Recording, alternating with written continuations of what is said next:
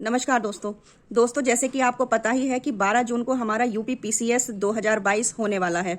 दोस्तों हम में से बहुत से लोग ऐसे होंगे, बहुत से हमारे भाई बहन ऐसे होंगे जो पूरे साल भर मेहनत करते होंगे और नो डाउट वो अपना अच्छे से अच्छा कम से कम 5-6 घंटे 7-8 घंटे वो रोज निकालते होंगे। लेकिन होता क्या है, उनके साथ में दिक्कत क्या आती है कि कभी प्रीलिम्स ही क्लियर नहीं हो पाता है। इसका कारण पता है क्या होता है? इसका कारण ये होता है कि हम स्टडी मटेरियल तो बहुत सारा पढ़ लेते हैं, यानी कि हमने ज्योग्राफी के लिए खुल्लर भी पढ़ लिया, हमने बणवाल को भी देख लिया, हमने एनसीईआरटी को भी झांक लिया, हमने और कोई सोर्स मिला वो भी पढ़ लिया, घटना चक्र उठा के पढ़ लिया, हमें जो कुछ भी मिला हम उसमें से पढ़ते चले गए। पॉलिटी भी हमने लक्ष्मीकांत को प्रेफर किया और लक्ष्मीकांत भी हमने पढ़ने लग गए। लेकिन दोस्तों होता यह है कि हम उसमें से पढ़ कुछ भी नहीं पाते, सिर्फ रीडिंग ही लगाते हैं और अंतिम समय में क्या होता है दोस्तों कि हम उन सब का रायता बिखेर के बैठ जाते हैं और हमारे हाथ में कुछ भी नहीं लगता है और हम उसके बाद में अपने आप को बड़ा डीमोटिवेटेड महसूस करते हैं और दिमाग में ना ये ख्याल लाने लगते हैं कि यार अब के बार तो चलो हो गया जो हो गया, नेक्स्ट ईयर में बहुत अच्छी तरीके से तैयारी करके दूंगा और अब की बार मुझे जो कमियां थी वो पता चल गई हैं। लेकिन दोस्तों होता ऐसा कुछ नहीं है।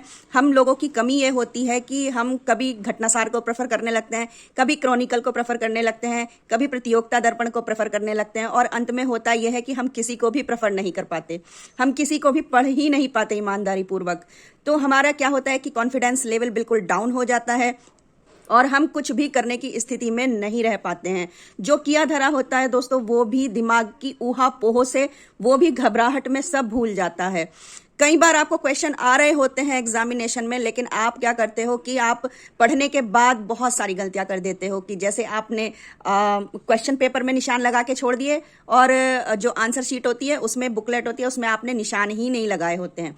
तो बहुत सारी जो कंफ्यूजन होता है क्रिएट, जो आपकी भड़भड़ाहट से, जो आपकी घबराहट से जो चीजें आती हैं उससे आप बार बार डिमोटिवेट होते हो और कहीं भी कुछ नहीं होता है। जबकि कुछ लोग बहुत कम पढ़ के, बहुत ही कम प्रयास के द्वारा सिर्फ कुछ किताबों को पढ़ के ही अपने जीवन में सफलता प्राप्त कर लेते हैं और कुछ लोग बेचारे इतने मेहनती होने के बाद भी, इतना सब कुछ करने के बाद भी वो लोग सफल नहीं हो पाते हैं। दोस्तों हर एक एग्जाम की एक स्ट्रेटजी होती है और उस स्ट्रेटजी पे चलना ही जो है वो सबसे बड़ी बात होती है। चाहे आप वो एग्जाम नेट का ले लीजिए, चाहे वो एग्जाम आप पीसीएस का ले लीजिए या आईएएस का ले लीजिए, सबकी अपनी अपनी एक स्ट्रेटजी होती है। तो दोस्तों मैंने बहुत सारे लोगों से बात की, चूंकि मैं भी इसी फील्ड में हूं और मैं भी एग्जाम दे रही हूं।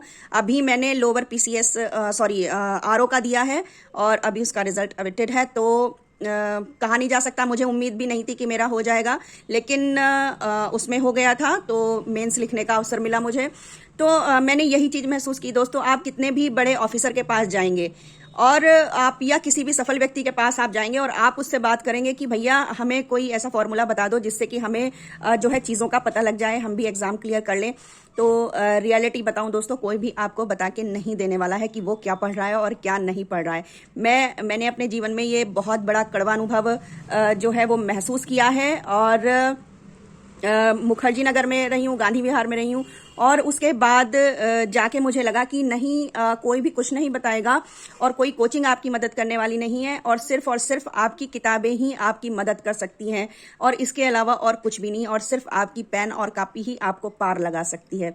तो दोस्तों अभी चूंकि कम टाइम रह गया है इसलिए मैं ज्यादा नहीं बोलूंगी इस सब्जेक्ट के ऊपर, लेकिन मैं आपको आगे मोटिवेट जरूर करूंगी इस चीज के लिए, क्योंकि दोस्तों सफलता के तो बहुत बाप बन जाते हैं और लेकिन असफलता जो है वो अनाथ हो जाती है।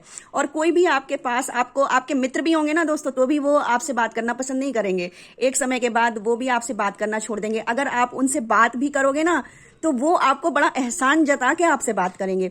तो इसलिए दोस्तों ये मित्र हो या रिश्तेदार हो या घरवाले हो या कोई भी हो, ये बहुत ही कड़वे अनुभव हैं और कभी फिर आपके साथ शेयर करूंगी इन सब चीजों को। लेकिन अभी मेरा आपसे यही कहना है, अपने छोटे भाई बहनों से यही कहना है कि अभी आप जो है जैसे कम दिन रह गए हैं तो आप सिर्फ और सिर्फ घटनासार की एक मैगजीन ले आइएगा। जी हाँ दोस्तों, घटनासार की मैगजीन ले आइएगा और सिर्फ आप अब उसी को ही करंट अफेयर्स जो है उसका टारगेट करके पढ़ लीजिएगा। सब कुछ जो है और सिर्फ यही पत्रिका, और कुछ नहीं करना है। अब अगर आपको ज्यादा ही अगर लग रहा है कि हाँ मुझे और भी कुछ करना है, तो दोस्तों ये है एक पीसीएस की दृष्टि करके, ई दृष्टि करके अगर आपको करना है तो आप ये प्रश्न पत्र आप लेके आ सकते हैं। और इसके अलावा और मैं ये सजेस्ट नहीं करूंगी दोस्तों कि आप कुछ भी इस टाइम में लाकर पढ़ें। आपको सिर्फ क्या पढ़ना है, सिर्फ और सिर्फ जो है इस टाइम घटना सार पढ़ना है। घटना चक्र नहीं, घटना सार पढ़ना है। माइंड मत कीजिएगा, क्योंकि एक हाथ से मैंने मोबाइल पकड़ के मैं वीडियो बना रही हूं, और चूंकि टाइम कम है तो मुझे लगा कि थोड़ा सा आप लोगों को मोटिवेट कर देती हूं, और इस वजह से मैं ज्यादा अच्छे से नहीं बना पा रही हूं। और मुझे उम्मीद है कि आप लोग जब इतने बड़े एग्जाम की तैयारी कर रहे हैं तो इन चीजों को आप बिल्कुल भी माइंड नहीं करेंगे कि मैंने कैसा लिखा है या क्या किया है। सार जो है वो समझाने के लिए है कि आपको अभी कुछ नहीं करना है। आप कोई सी वीडियो मत देखिए, आप कोई सा कोर्स मत लीजिए, आप किसी के नोट्स मत लीजिए। ये सब बकवास है। जितने भी ये यूट्यूब पे जो सब कुछ चल रहे हैं, सब कुछ बकवास है कि ये कर लीजिए, वो कर लीजिए, ये टॉपिक, फलाने टॉपिक, ढिमकाने टॉपिक। अब कुछ टॉपिक मत कीजिए, अब कुछ भी मत कीजिए। अब सिर्फ और सिर्फ घटना चक्र पर रीडिंग मार दीजिए, क्योंकि दोस्तों 30 से 40 क्वेश्चंस जो हैं वो करंट अफेयर्स के रखे हुए होते हैं, और जो हम लोग पहले से किए होते हैं। आप लोगों ने घटना चक्र सीरीज जरूर लगाई होगी। आपने अगर घटना चक्र को अच्छे से भी कर लिया होगा ना दोस्तों, तो यकीन मानिए कि आप लोग बहुत अच्छा स्कोर कर पाएंगे। और अभी सिर्फ और सिर्फ घटना सार को पढ़िए, घटना सार को पढ़िए, और सिर्फ घटना सार को पढ़िए। मैं आप लोगों से यही विनती करती हूं दोस्तों कि आगे आने वाली वीडियो में मैं आपको बहुत मोटिवेट करने वाली हूं, क्योंकि मैं अभी भी स्ट्रगल हूं। और मेरे एज में मैं इस टाइम, जबकि मेरे पास छोटी बेटी भी है और पूरा फैमिली है, उसके बाद भी मैं लगी हुई हूं। और जबकि मेरे साथ के सारे जो मेरे फ्रेंड्स थी वो सब छोड़ चुकी हैं, लेकिन मुझे अभी भी लगन है, तो करना है तो करना है। मुझे नहीं पता कल के दिन को मेरा सिलेक्शन होने वाला है या नहीं होने वाला है, मैं ये भी नहीं जानती हूं।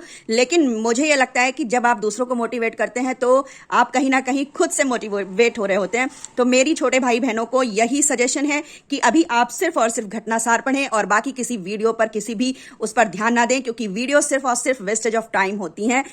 जो तरीका होता है वो मोटिवेशनल होता है और कुछ भी नहीं होता है। आपकी सिर्फ ये दोस्तों, ये सिर्फ आपका पेन और ये कॉपी ही आपके दोस्त होते हैं, आपकी बुक्स आपकी दोस्त होती हैं, बाकी कुछ नहीं।